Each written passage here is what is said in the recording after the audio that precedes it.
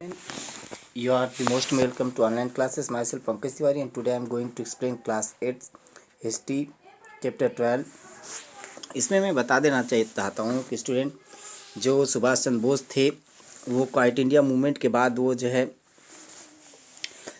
अभिव्यक्ति में आए, क्योंकि इस समय सेकेंड वर्ल्ड वार के बाद पॉलिटिकल एक्टिविटी जो है भारत में बढ़ गया था और वो गांधी जी से उनका व्यू नहीं मिलता था। इसलिए 1939 में उन्होंने कांग्रेस को छोड़ दिया, क्योंकि गांधी जी का ओपिनियन था कि नॉन वायलेंस तरीके से हम जो है अपने देश को जो है आज़ाद करा सकते हैं। लेकिन उनका जो व्यू था, उनका कहना था कि हम नॉन वायलेंस तरीके से अपने देश को आज़ाद नहीं करा सकते और हमें जो है कुछ जो है आर्मड फोर्सेस का हेल्प लेकर के ब्रिटिशर्स के विरुद्ध लड़ना होगा, जिससे वो भारत को छोड़ करके जा सकेंगे।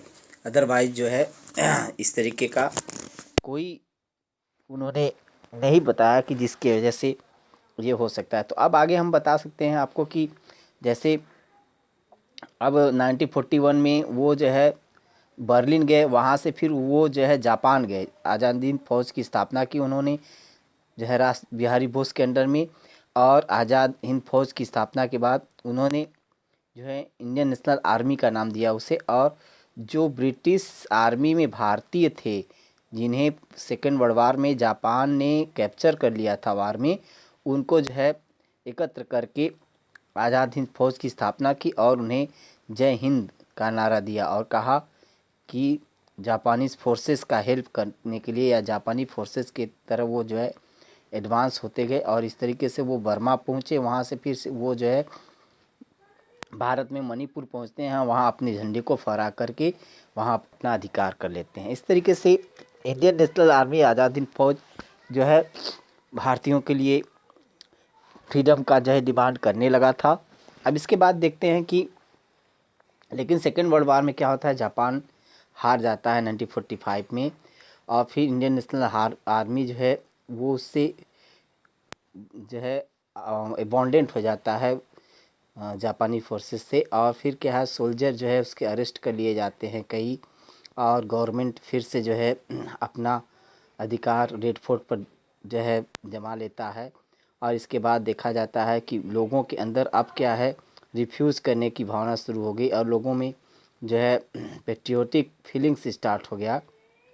और देखा गया कि उसका रिजल्ट ये हुआ कि अब लोग जो है कन्विक्टेड होने लगे और इंडियन नेशनल आर्मी के लीडर जो है वो धीरे धीरे फ्री होने लगे। अब इसके बाद देखा गया कि जो है ये फिर जो है एक तरीके से मूवमेंट चलता ही गया। एयरफोर्स, नेवी जैसे कई ऑर्गेनाइजेशन बने ब्रिटिश एम्पायर के अंडर में।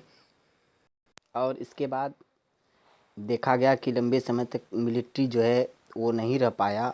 और इसके बाद जो है देखा गया कि इंडियन मिलिट्री ज़्यादा समय तक नहीं रह पाया, पर्सनलाइज नहीं हो पाया और फिर जो है ये कंट्री जो है फ्रीडम के लिए फिर से रियलाइजेशन फिर से जुट होने लगा। अब इसके बाद देखते हैं ट्रांसफ़र ऑफ पावर। अब देखा गया कि सेकेंड वर्ल्ड वार में ब्रिटेन जो इकोनॉमिकली उसका हरासमेंट हुआ उसके कारण वो वीक हो चुका था और उसके पास इतनी शक्तियाँ नहीं थी कि वो फिर से जो है